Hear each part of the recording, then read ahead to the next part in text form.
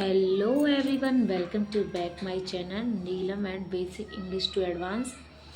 तो चलिए, आज हमारा टॉपिक बड़ा ही महत्वपूर्ण टॉपिक है और आज मैं आपको पढ़ाने वाली हूँ वर्ब। जी हाँ, बिल्कुल आपने सही सुना, वर्ब, जो हमारा पार्ट ऑफ स्पीच का तीसरा भाग है। सबसे पहला तो मैं आपको बता ही चुकी हूँ नाउन, उसके बाद हमारी सेकंड वीडियो है प्रोनाउन, ये हमारी थर्ड वीडियो है जिसमें मैं आपको वर्ब के बारे में पढ़ाऊँगी। तो वर्ब होता क्या है? वर्ब जिसे हम हिंदी में क्रिया कहते हैं, वर्ब जिसे हम हिंदी में क्रिया कहते हैं। और इसकी परिभाषा क्या है? इसकी परिभाषा है कोई भी एक्शन वर्ड जो भी हम करते हैं, करना ही क्रिया है। सिंपल भाषा में समझ जाइए, आपको रटने की ज़रूरत नहीं है, याद भी करने की ज़रूरत नहीं है। बस जो करते हैं वही क्रिया है, करना ही क्रिया है, क्रिया ही वर्ब है। समझ गए होंगे अब, आई थिंक। तो चलिए, अब मैं आपको बताऊंगी इसका यूज़ कैसे करते हैं सेंटेंस में। सेंटेंस में इसका यूज़ करते हैं हम, जैसे राम खाना खाता है, राम खाना खाता है। आई थिंक ये वाले एग्जाम्पल्स आप सभी लोग बोलते हैं। तो बच्चे जब इंग्लिश पढ़ते हैं तो सब सोचते हैं कि राम खाता है, सीता खाती है, यही एग्जाम्पल बोलते हैं। बट जब हम फ्लुएंट इंग्लिश बोलते हैं, इंग्लिश स्पीकिंग बोलते हैं, तब हमें यह नहीं बोलना होता कि राम खाना खाता है, सीता खाना खाती है। तब हम अपने बारे में बात करते हैं, अदरवाइज़ अपने फ्रेंड्स सर्कल जो हमारे नियर बाय होते हैं जिसके बारे में हम बातें करते हैं। पर हम ऐसे किसी सेंटेंस को नहीं बोलते हैं कि राम खाना खाता है, सीता खाना खाती है। तो ये पुराना हो चुका है, ये मैं आपको बिल्कुल भी बताने वाली नहीं हूँ।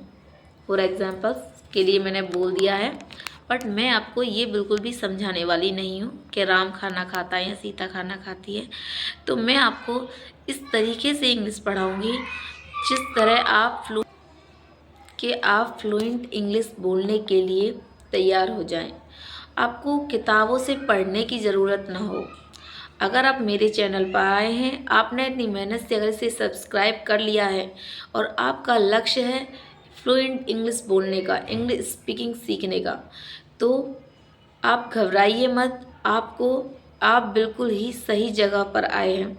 तो आपको यहाँ एकदम फ्लुएंट टीचर तो नहीं मिलेगा, बट हाँ, जिस तरीके से इंसान, छोटा बच्चा शुरुआत करता है, धीरे धीरे अपनी इंग्लिश फ्लुएंट बनाता है, उस तरीके से यहाँ आपको इंग्लिश पढ़ाई जाएगी। यहाँ आपको पढ़ाई नहीं जाएगी, सिर्फ समझाई जाएगी। सिर्फ समझाई जाएगी कि आपको इंग्लिश बोलनी है। अगर आप किसी जगह बोलना भी चाहते हैं, पढ़ाना भी चाहते हैं, तो आपको किताबों से रटने की ज़रूरत नहीं है, रट्टा मारने की ज़रूरत नहीं है, सिर्फ माइंड में छप जाए। अगर आप वीडियो देख रहे हैं मेरी, तो आपको मात्र वीडियो देखने से ही आपको ये समझ में आ जाएगा कि नाउन होता क्या है। आपको इसकी परिभाषा बुक से पढ़ने की ज़रूरत नहीं पड़ेगी, और ना ही वर्ब की। जो भी मैं आपको इंग्लिश पढ़ाऊँगी, आपको वह किताब में हाँ, अगर आप श्योर होना चाहते हैं कि यहाँ सही पढ़ाई है या नहीं पढ़ाई है इंग्लिश, तो भले ही आप देख सकते हैं, आप श्योर हो सकते हैं।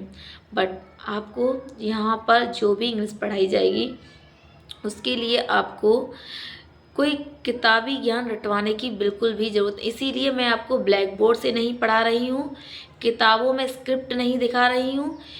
जैसे कि मैंने धीरे धीरे अपने कानों से सुनकर जो इंग्लिश सीखी है, वही मैं अपना अनुभव आपको दे रही हूँ।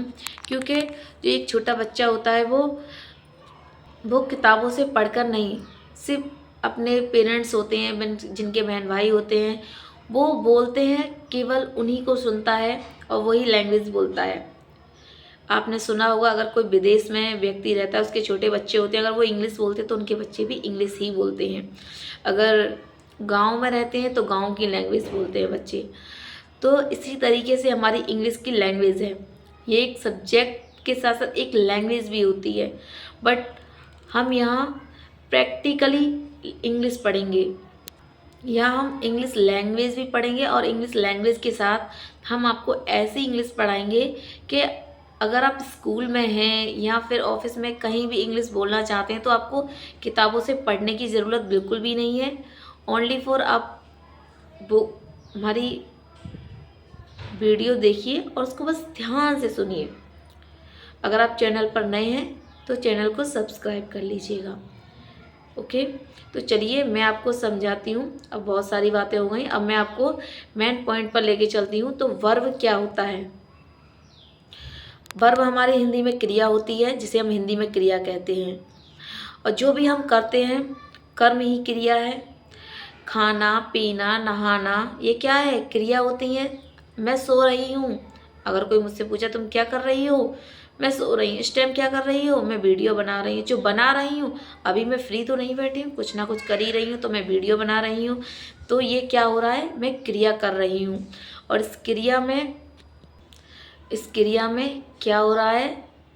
काम हो रहा है। कोई भी काम अगर हो रहा है कंटिन्यू, तो ये क्या है? हमारी एक्शन हो रही है, एक्शन चल रहा है, चालू है, जिसे हम कहते हैं इंग्लिश में वर्ब। तो चलिए मैं आपको एग्जांपल्स देती हूँ।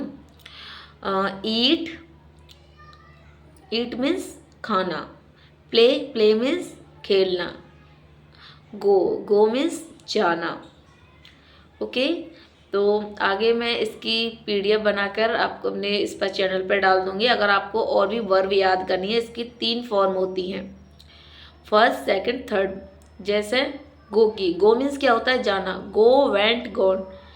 इसकी ये 3 फॉर्म होती हैं और कंटिन्यूज में इसमें ING लगा देते हैं हम, जिसे हम, अगर आपको इस तरीके से समझ में नहीं आ रहा है तो मैं आपको ब्लैक बोर्ड से उस पर लिख कर समझा दूंगी। अपनी नेक्स्ट वीडियो में मैं आपको ब्लैक बोर्ड पर लिख कर समझाऊंगी, अगर आपको इस तरीके से समझ में नहीं आ रहा है। पर मुझे लगा कि अगर आपको सुनने से ज़्यादा ईजी होगा, जिस तरीके से मैंने इंग्लिश सीखी है मुझे सुनने से ज़्यादा समझ में आता है, तो यही तरीका मैंने सोचा कि आप सभी को समझ में आएगा। तो चलिए मैं नेक्स्ट पार्ट में आपको दिखाती हूँ। आगे जो भी हमारा पार्ट ऑफ स्पीच का नेक्स्ट पार्ट है, नेक्स्ट लेसन, उसमें मैं आपको अच्छे से एक्सप्लेन करके और सेंटेंस बाय सेंटेंस समझाऊंगी। लास्ट तक हमारी वीडियो को देखने के लिए आपका बहुत बहुत धन्यवाद। Thanks for watching video. अगर आप चैनल पर नए हैं तो प्लीज़ सब्सक्राइब कर लीजिएगा।